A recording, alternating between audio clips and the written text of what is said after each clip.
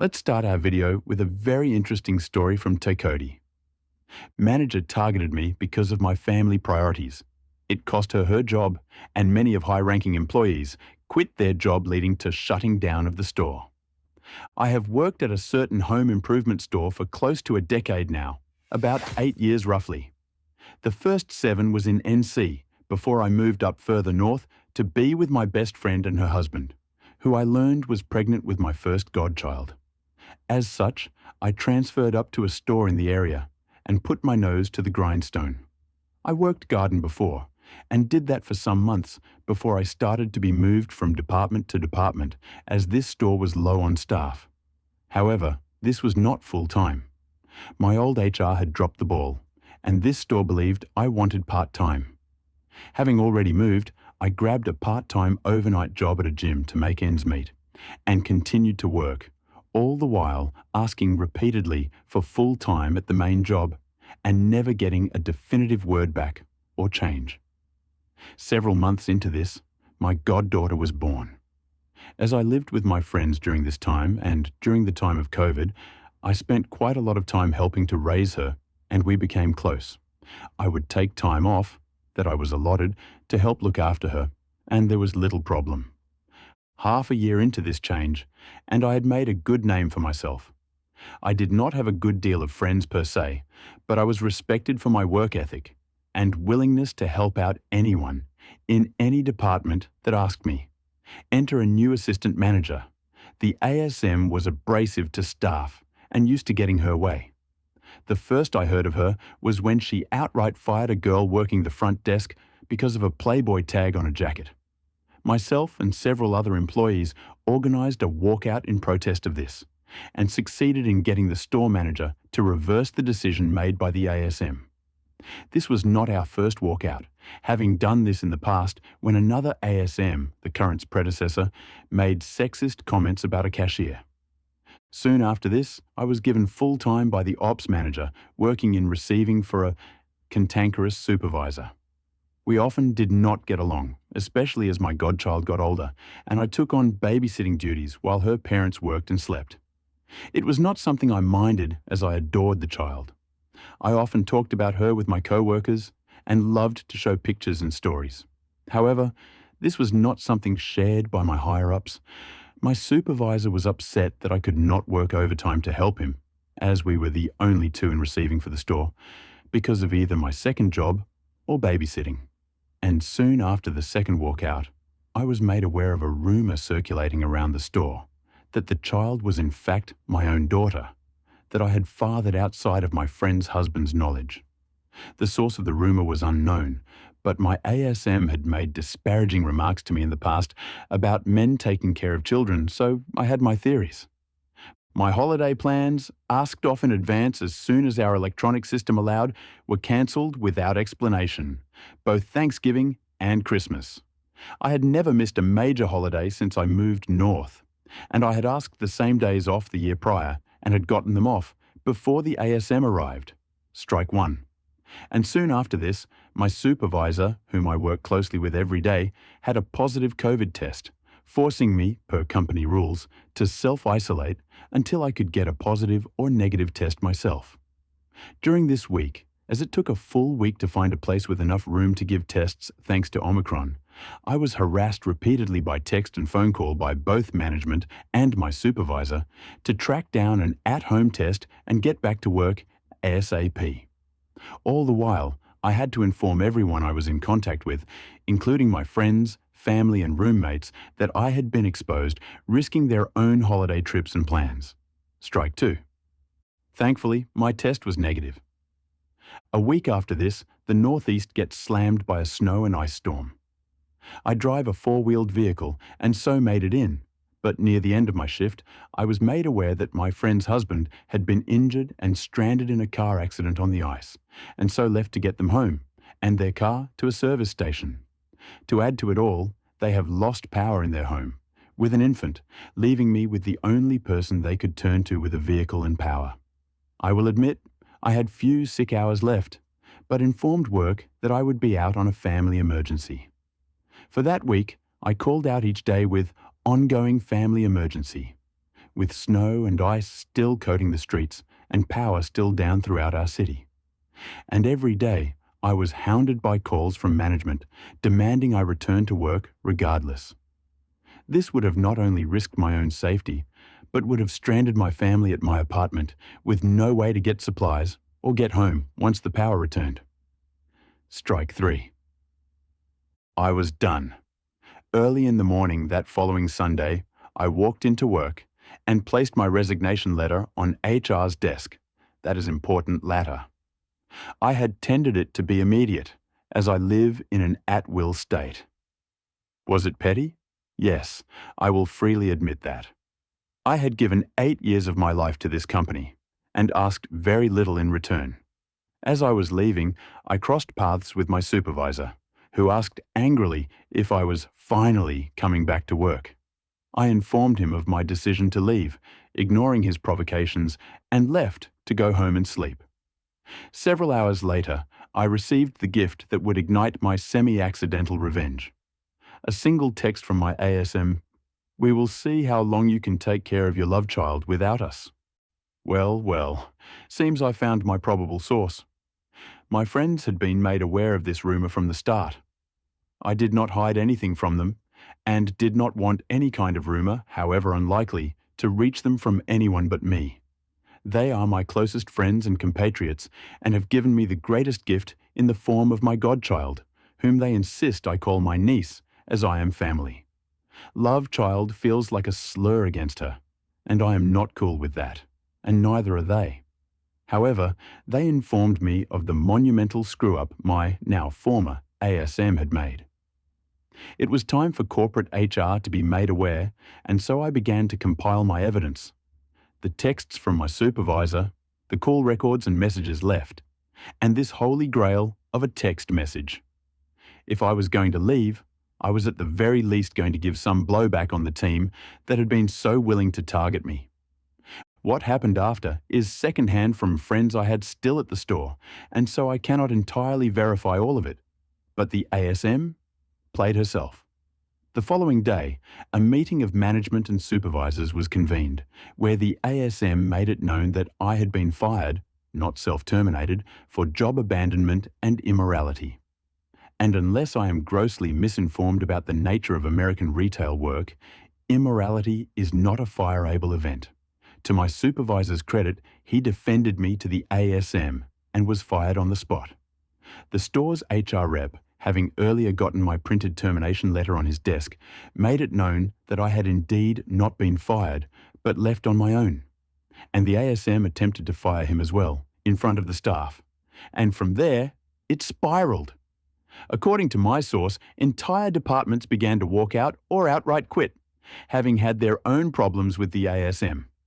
Appliances. Quit to a man. Garden left with their manager to work at a competitor's, as he had been working on this well before my saga began. Front desk walked out in protest, as it came out that the ASM had threatened and blackmailed several Muslim part-timers to not wear their headscarves if they wanted hours. Lumber, receiving's main partner, quit. Pro desk. Joined the front desk protest, as one of their number, a Sikh man, had also been threatened. Cashiers, both head cashiers quit, and the other trained cashiers walked out with the desks. Ops manager had informed the district manager and quit outright before he arrived, walking out with the HR rep and my old supervisor.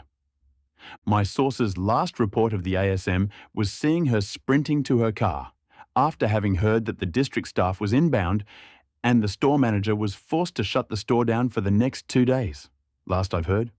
I've been in contact with the other injured parties, and we're compiling all the evidence we've collected as several of the families are hiring lawyers. I suspect the company will attempt to keep this quiet. I just never suspected that anything like this would happen. I have a full-time position at the gym upcoming, and I've been enjoying the extra sleep and time I get with my family. I'm never working 56, 64-hour weeks ever again, and I will never darken the doorstep of that store again. I hope my ASM enjoyed the temporary rush of power. I suspect she won't get it ever again, at least not in manager positions. TLDR, An assistant manager got on a power trip and harassed myself and several other employees, leading to her ultimate downfall and the biggest mass quitting I've ever been a part of. I've posted this in RR Anti-Work and R Regular Revenge, but it was voted there to also be pro-revenge, so posting it here. The revenge devastating. A false claim of the assistant manager not only ruined her reputation, but also ruined the business of the store when high-ranking employees of the store resigned en masse. Not only this, the assistant manager in the store may also have to face legal consequences. It was really a satisfying revenge. The next story is from Big Kappa 69. I won over $5,000 for in court after a car accident that I caused. Okay, so just a little bit of info before I get into the story. Also, sorry this might get a little long, but I hope it's worth it. I, 22M, work construction and run a few crews, and I'm a foreman because I've been working in this field since I started working summers when I was 14. That's legal in my state. With this being said, I have a lot of experience and get paid really well. For my job, I need a truck that can pull a lot of trailers and also get into a lot of sketchy job sites, especially in the winter. So I drive a new lifted pickup, F350. Anyways, let's get into it. So, about 4 months ago now, I got off work one day and just really didn't feel like making dinner. So I decided to go get myself the trusty Big Mac at McDonald's. Well, after I got my order, I was going to pull out into the parking lot to drive home, and I was looking hard over to my left to see how busy the road was before I got over there. Well, I wasn't paying great attention to what was happening in front of me, and as I was creeping forward, someone who was in front of me was stopped and not paying attention either. I ended up barely hitting his mirror and scraping his door with my front end. I immediately reversed and hopped out. I made sure the guy was okay and apologized, knowing it was my fault, and I asked him if he wanted to call the cops. Let's call him Brent, Brent says. Nah, bro, we are all good. If you just get me your insurance info, I think we can get this taken care of. I was fine with that, as there was no damage done to my truck, and it's not required to call the cops for an accident if it occurs in a private parking lot. This is relevant later. We exchange info, and he seems pretty cool, so I tell him to go get the damage bid, and I'll just pay in cash so my insurance rates don't go up as long as he's okay with it. He says that's fine, and we both just leave, and I feel like a moron. But all in all, Brent seems like a cool dude, and I just hope we can get it sorted out smoothly. About a month passes by, and I haven't heard anything from Brent or the shop I told him to go to. Honestly, I wasn't too stressed about this, because if he decided to not get it done, that's on him. Well, he calls me up one day at about noon saying he can't remember my name and he wanted to tell the guys at the shop who sent him there because it seemed like we knew each other. I told him my name and the guys at the shop gave him a deal. Pretty sure they say this to everyone, LOL. He sends me the bid for damages and it comes out to $2,403. This was more than I imagined, but I said to get it done and I'd take care of the bill afterward. And that was that. He hung up, said it was cool, and I went on with my day as usual. Another month goes by, and I don't hear anything until Brent calls me up while I'm at work again and says, "Hey brother, I talked to the shop and they said they can't get me in for another 2 weeks or so, and they may end up charging me more if they find more damage." I say, "Okay, sounds good. Just let me know, man. I hope it goes smooth for you, and I'm sorry for the inconvenience." He seems to take it good, and I'm really trying to just be a good person. He responds with, "Well, after talking to my wife, I'm okay if you just wanted to write a check for $2,500 and we can call it even." This seemed odd to me because why the hell wouldn't someone want their vehicle repairs all paid for? I say, "Okay, man, let's set a time and place to meet and I'll get you paid." He liked the idea and ended the call by telling me he would let me know. Yet another month passes by and I hear nothing again. At this point, I'm getting fed up and just want this situation to stop being over my head. He hits me up at 11 p.m. one night and asks if we can meet in town. I found this kind of disrespectful because I was nearly asleep and had to be at work at 5 a.m. the next day. Either way, I said that was fine and took my $2,500 of cash and wrote up a quick contract saying this payment would be accepted as payment in full for the damages, and by accepting it, it would release me from any and all liability. This was a pretty fair contract, I believe, as it was the deal we had already made over the phone, just in writing. I get to the place we suggested as a meet-up spot, I give him the cash, and he signs the contract without hardly even reading it, and he didn't want the copy.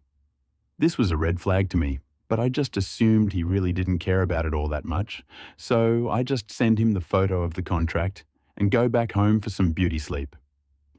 As you can guess by now, another fucking month goes by, with me just living life carefree and not a worry in the world about this stupid car accident. Well, I go to check my mail, and I have a notice from this guy's lawyer that he is suing me for not paying after wrecking his car. This pissed me off, but I also knew I had plenty of text messages and a contract on my side. I immediately call Brent, and he blocks my number. Luckily enough, my girlfriend works for a lawyer, so I get him updated and he says he'd love to help.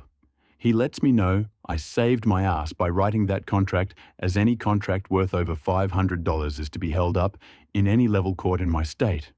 I immediately get to work on my revenge.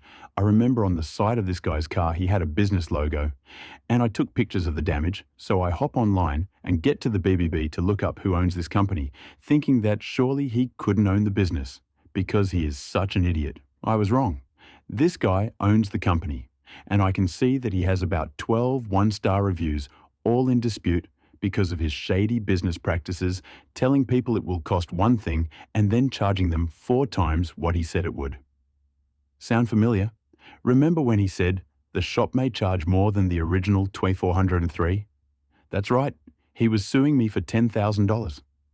4 times what the shop told him it would cost. Unbelievable. He was trying his same sneaky shit on me. My lawyer takes note of this, and we show up to court ready for war. This guy is sleazy. As we get there and all set up, he says, "You ready to give me more of Daddy's money?" with a smirk. I guess just 'cause I'm young and drive a nice truck and could afford $2,500, lol. His lawyer gets up and starts trying to say, BS from me hitting and running, and Brent barely got a picture of my license plate, to I tried bullying him into taking a deal for only $2,500 when the damage was clearly more than that. There were obvious holes in his story, and he really didn't have much to say. Just imagine the smile on my face as my lawyer lays out the printouts of our text messages and the physical copy of the contract, which was signed by Brent. His lawyer was ghostly white and looked sick. After laying out all of the evidence, my lawyer pulled out a little hidden gem, the printouts of all the complaints we found on the BBB and how he was doing the same thing to me. That was the final nail in the coffin, as the judge said he had seen enough. He asked Brent for any final statements, and Brent said, "I don't even have the $2,500 anymore. Can I just get that then, and we will be okay?" Literally admitting to the judge that he had received my money and his story was just a load of horse shit. I thought his lawyer was going to strangle him. It was beautiful. The judge ended up ruling in my favor and demanded him to pay my legal fees as well as damages and lost wages because I had to miss work to be in court. The absolute sweetest part was that this particular day, my crew was on a very high-wage job, and I was technically the one getting paid before I paid them out as subcontractors. This means I was to be paid $475 per hour, and this whole ordeal took about 5 hours. He ended up having to pay me almost $5,000. I don't think I've ever been so happy in my life. It was so long, I just really felt the need to share. Thank you to anyone who made it this far. It was really very cool to see Brent paying for his actions. After being sued for damages he had already paid, the OP used a signed contract, text evidence, and proof of the other party's shady business practices to win in court. Brent's lies backfired, and he had to pay nearly $5,000, including legal fees and lost wages. The next story is from Switch SCE to AUX. Screw me on my bonus? Make me do 2 job? Enjoy the backwater you earned. I apologize for the length of this in advance. This happened some years ago, but still seems relevant today, so I thought I would share the story. So back in the 90s, I was working for a European-based financial firm. US offices were managed by Europeans with a regional head office in New York. Younger employees were generally underpaid/overworked. As in your first few years out of college, the promised reward was being promoted to a director position where the salary, perks, and bonus structure would really kick in. Kind of like how law firms promote their younger lawyers to partners after a long wait. As junior associates, the only good news was that we received the same 5 weeks of vacation per year, plus a few weeks of sick leave, as our European counterparts, which for me meant a lot of camping and staycations during the summer, since I didn't really make enough to travel to exotic, jarred, expensive locations. The offices were set up in a way where the business development, BD, directors each had a junior associate. The BD guys would generally network, schmooze, and travel around their territories to meet clients and new prospects. Once back in the office, the BD guys would dump their meeting notes on the desks of their junior associates to follow up and land the business, aka a Hunter-Skinner model. As a junior associate, I was pretty busy assisting a BD, so I routinely rolled over at least 2 weeks of vacation every year. I had worked at the firm for 3 years and was starting to get antsy for a promotion. Right after Thanksgiving, my boss in the West Coast office told me that I was being transferred and promoted to the Southeast office come the new year. I really had no interest in living in the Southeast, but I wanted to advance my career. I rolled over my usual 2 weeks of vacation into the next year, so I was eligible for 7 weeks of vacation that next year. After celebrating New Year's with my family in CA, I packed up my car and drove across the country. Once in the new office, I settled in and met my new boss, who promptly informed me that he wasn't actually promoting me to director, though I was being given the responsibilities of the role, as he judged me to be too young, but was also told that if I demonstrated that I could do the job, I would be promoted next year. I was pissed, but didn't have a choice other than moving back home and starting from scratch. So I agreed to it. I disliked my new boss instantly, as co-workers told me he was flaunting his management perks, which consisted of large allowances for housing and automobiles, which were paid for by sales production from employees like myself. Turned out he was related to a serving member of the board of directors back in Europe, which is how he got the job as a regional manager. Everyone knew he didn't have the skills to do our job, so he just collected fat checks, went to expensive restaurants with friends, and billed it to the company as client development, all the while leasing a new Mercedes every 2 years on the company's dime, while generally being a dick to everyone who worked for him. During the first week, I also met my junior associate, Jeremy. We sat down and discussed some accounts that I'd inherited that were in backwater locations none of the other directors wanted to visit. Jeremy was professional, but I got the distinct impression Jeremy hated me, though I didn't know why. I started traveling around to meet my clients and prospects over the next few weeks, usually spending at least 3 or 4 days on the road, back in the office on Fridays to go over follow-ups on business leads with Jeremy and execute whatever paperwork needed to be taken care of. About a month later, I returned from one of my trips and learned that Jeremy had quit. It turned out that he was mad that he'd been passed over for the position that I'd been given. I couldn't fault him, as I probably would have done the same thing. I asked my manager to hire someone else to back me up, but he was hesitant to do so, reasoning that my client portfolio was just starting out so I could do both roles until it made sense to staff up. I pointed out that it would be hard to be an effective business development officer if I had no support system to help grow my client portfolio, but he chose not to listen, knowing that I had little recourse but to shut the hell up. I spent the rest of the year working my ass off. This was right before email and internet were common, so executing business on the road was hard. Fax machines were the bane of my existence. Even though laptops were reserved for directors, my boss was kind enough, heavy sarcasm, to let me use a company laptop on which I would handle all of the paperwork to process client business from hotel business centers late at night or early in the morning. So I learned to live on 5 hours of sleep, or to sleep on planes whenever I could. After dealing with problems from some irate clients, I eventually paid for my own personal cell phone.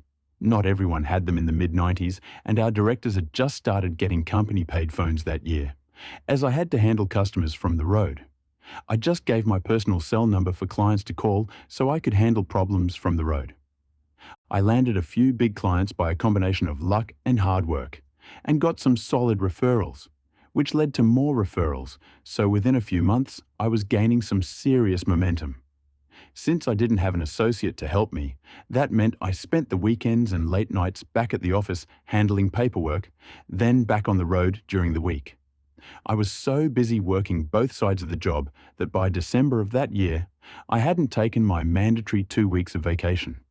I had some new clients that needed to be handled by year end, so I was granted a vacation waiver, meaning that my 7 weeks of vacation would roll over into the next year, adding up to 12 weeks of vacation plus sick time for the coming year.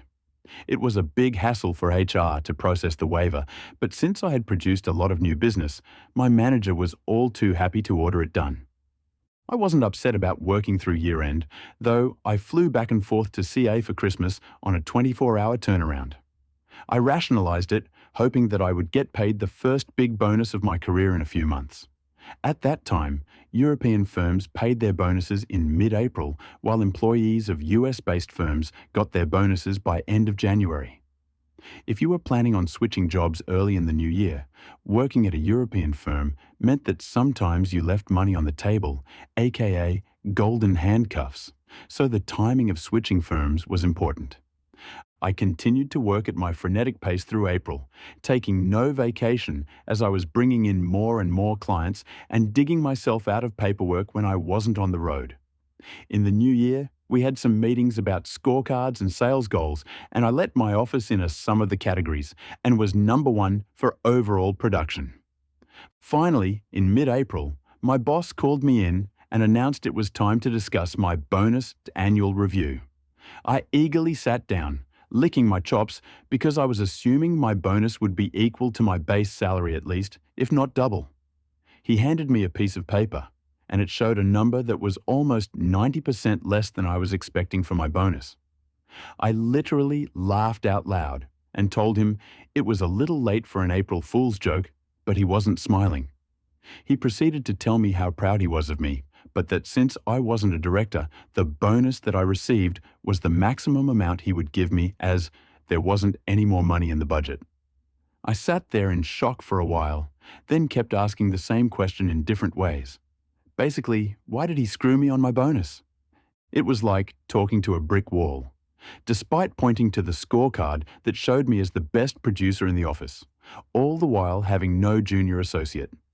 He wasn't having it. I was crushed, but then asked him if he was promoting me to director since I had demonstrated that I could produce, hoping that title would be a gateway into the big payday the following year. He shook his head and replied, "Maybe next year if you prove this year wasn't a fluke." It was a gut punch. He also rationalized that while my review was positive, I had some flaws that I needed to work on, mainly that I didn't work very well in a team atmosphere.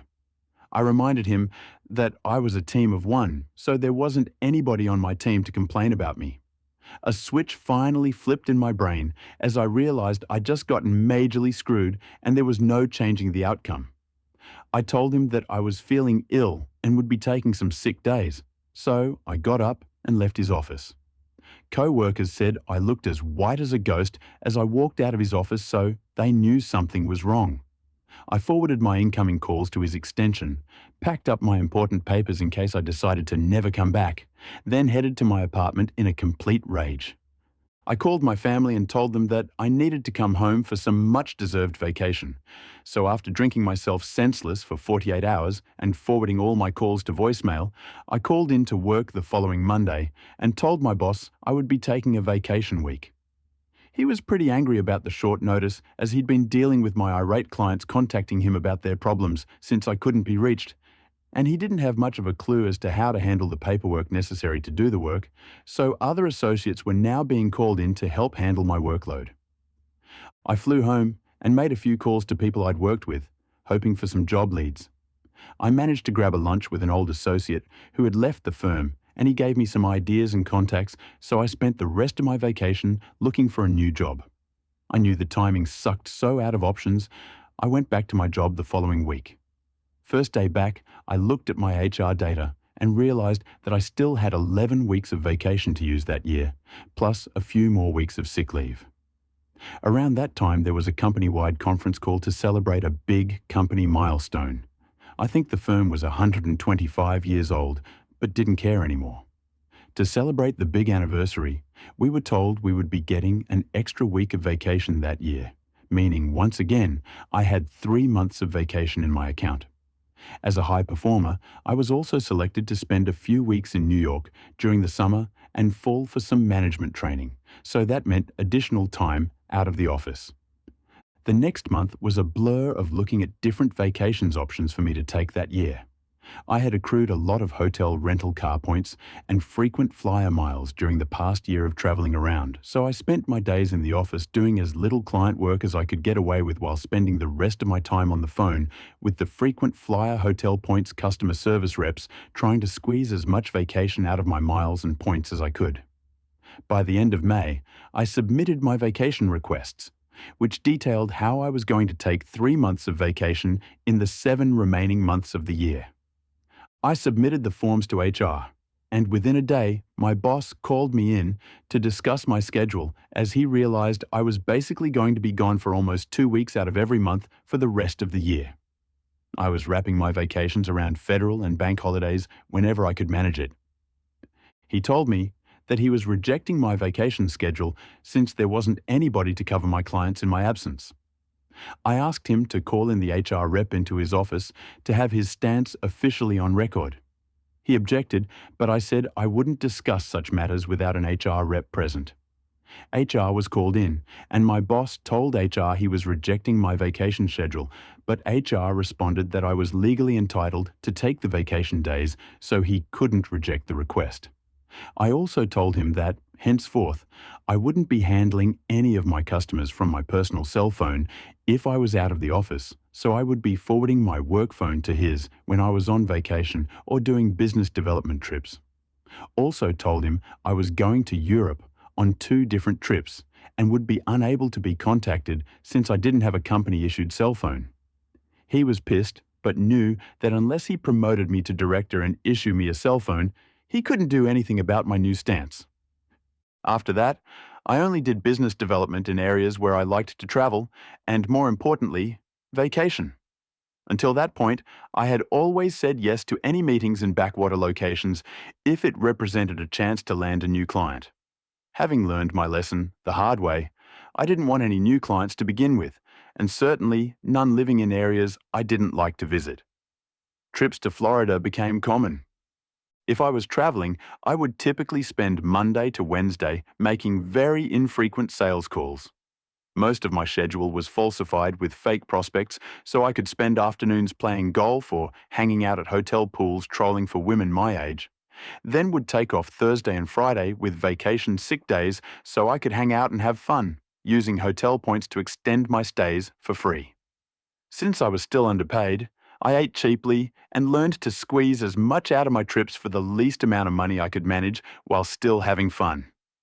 My boss was now irate with all of the customer calls coming to him, but he refused to hire an assistant for me, so I kept forwarding my line to his when I was out of office. Whenever I was back in the office, pretty infrequent at this point, he would routinely lambaste me with verbal warnings about poor performance reviews, but I would just shrug my shoulders and tell him that maybe he was right not to promote me to director, since I was such a disappointment.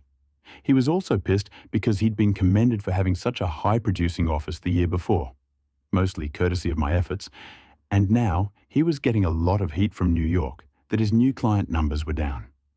Since I had frequent flyer miles and hotel points, but not a lot of money, I backpacked through Europe on 2 different 2-week trips that summer and also took a number of vacations back home, diligently following up on job leads on the West Coast that I had cultivated whenever I was in the office. By October, I started to firm up some conversations with a prospective employer back in California and finally received a concrete job offer in mid-November. I waited until December 15th to inform my boss that I was quitting the firm and told him I would be using my 2 remaining weeks of vacation.sick leave so that my resignation was effective immediately. He was surprised that I didn't wait until April to leave, but I laughed, telling him I knew he was going to screw me on my bonus anyway, so the money wasn't worth waiting around for. He then asked me to stay through the end of January in order to give him enough time to hire and train an assistant or a replacement to handle my clients. I refused, noting that Jeremy had quit 20 months before, so he had plenty of time to prepare for this eventuality. As I was packing up my office and informing co-workers about my departure, I got a knock on my office door from the HR rep as he wanted to conduct an exit interview. He closed the door and I aired out all of my dirty laundry. I told HR the firm had lost me when my boss had screwed me on my bonus, repeating the story that there wasn't any money in the budget. The HR counterpart shook his head and laughed at my boss's stupidity, noting that since Jeremy had been an employee at the beginning of the year I'd arrived, his salary and bonus was actually in the budget for the whole year. As such, my boss could have allocated the amount that he would have paid Jeremy to my bonus, which probably would have kept me reasonably happy. Instead, he decided to screw me over. I moved back to California that week and started the new job the first week of January. 3 months into my new job, I got a call from a co-worker at my previous firm. He called to tell me that after I left, HR from the head office in New York came down early in the new year to interview my former co-workers. Apparently, my sudden departure had raised some eyebrows in New York as they viewed me as a rising star, and questions were asked why I left so abruptly. Apparently, other employees in my office had also gotten screwed in various ways. Lots of client development meal expenses were rejected for being too expensive by the guy who was routinely billing his meals with friends to the firm.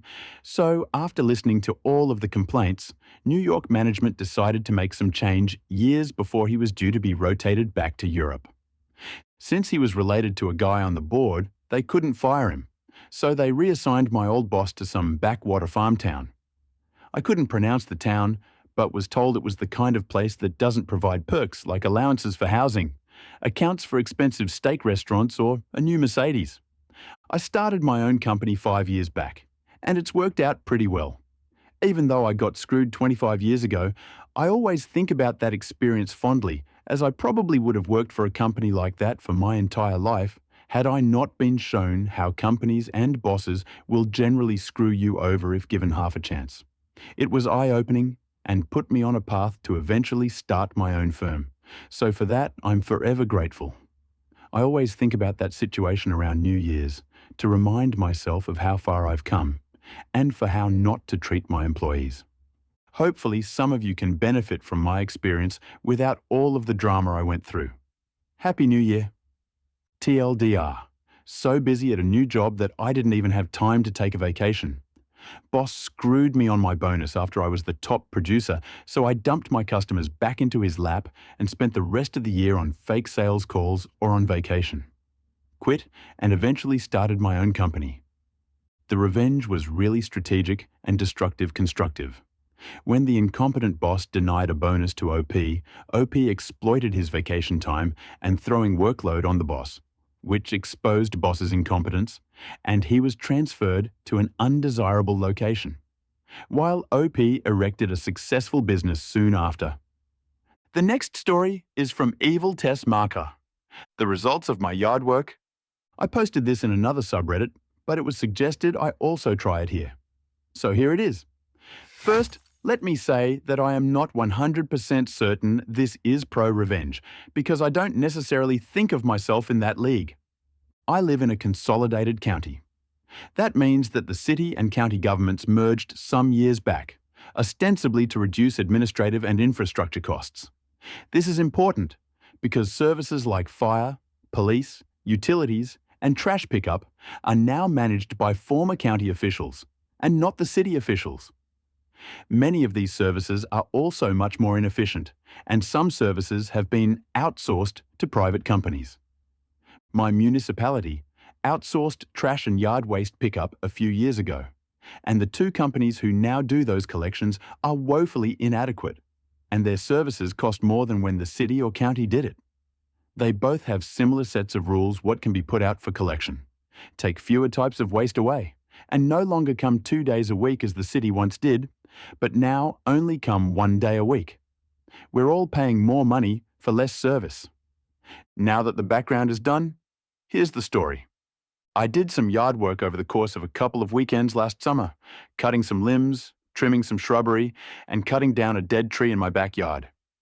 Knowing what the rules are for how much yard waste, limbs, leaves and such can be put out, I bagged everything that was supposed to be bagged, filling up 3 of them.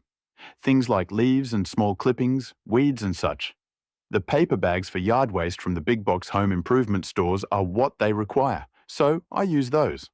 I just fill them halfway up so as to not make them too heavy for the waste collectors, even though there are no written weight restrictions.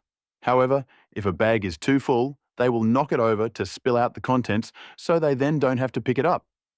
I cut the larger limbs down to under 4 feet in length, or they wouldn't be picked up. Anything at all they can do to get out of picking something up, they will do. And they almost always leave a horrendous mess behind when they do pick things up. The pile put out for collection is not allowed to be any wider than 10 feet, nor any deeper or higher than 5 feet, nor may it contain any piece longer than 4 feet. All bags must be placed in a row, no more than 3 feet away from the limb pile. My pile was maybe 4 inches longer than the 10 feet, and only because of the tiny ends of the limbs, smaller than a toothpick, hanging out of the pile. The pile was no higher than 3 feet and no deeper than 4 feet. In other words, it fell within the size limits, except for a few twigs with leaves. I also had the 3 bags, each about half full of clippings and leaves, all lined up exactly as required and about 2 feet away from the main pile. They were scheduled to come on a Tuesday, but when I got home from work that afternoon, it was all still there.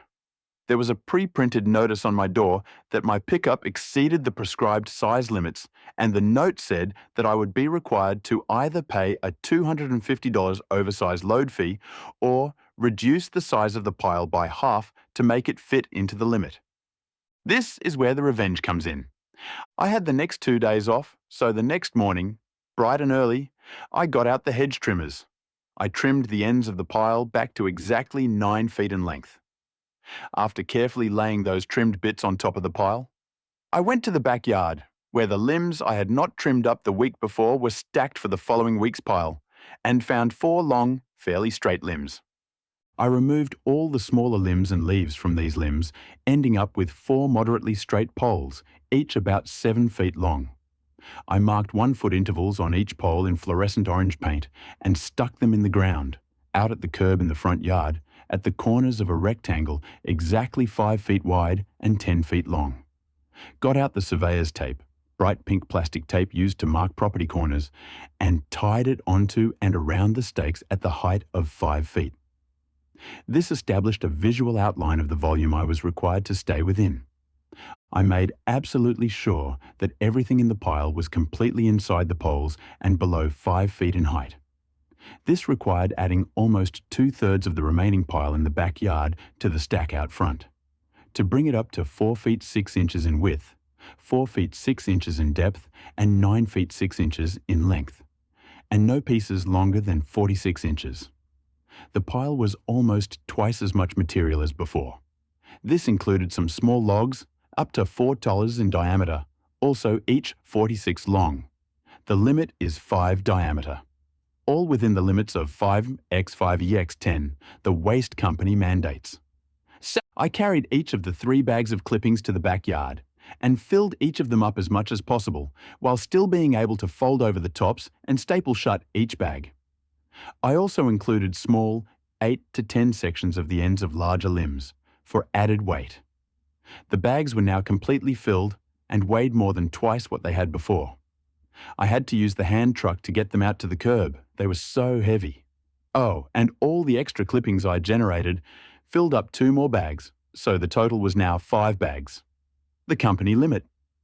I then went inside, called the company, and very nicely asked that they come to pick up my yard waste, since they had not done so on Tuesday. They agreed to send out a truck and crew and told me I would have to pay the fee. Come on then, I told them. They soon arrived and happened to be the same crew that normally comes to my neighbourhood. I pulled a 25-foot Stanley tape measure from my pocket and asked them to measure the poles to confirm that the space was within the required limits. They did so and agreed the pile was not oversized and proceeded to spend the next 2 hours manually loading it all onto their truck. Oh, and it took both of them to manhandle each of those bags into the back of the truck too. I told them, very nicely and with a smile, that I knew what 10 feet was, pointed to the fence where it was marked with orange electrical tape, and thanked them for coming to pick up my yard waste. The two tired, sweaty waste disposal guys just groaned, got in their truck, and drove off. There was no extra fee added to my bill for that month. Never has been since. Now, I know they got paid for their time, and I know that I had to do a lot of extra work on my day off, but since last July, I have not once ever had them leave so much as a single leaf on the ground in front of my house. They had to actually do some hard work, with me standing there in shorts, smiling and drinking cold Gatorade while they were sweating. The story was interesting, but it is not really a revenge, not at least a pro-revenge. By the way, OP made the municipal company do their work correctly. Bye-bye for now. Let's see you tomorrow.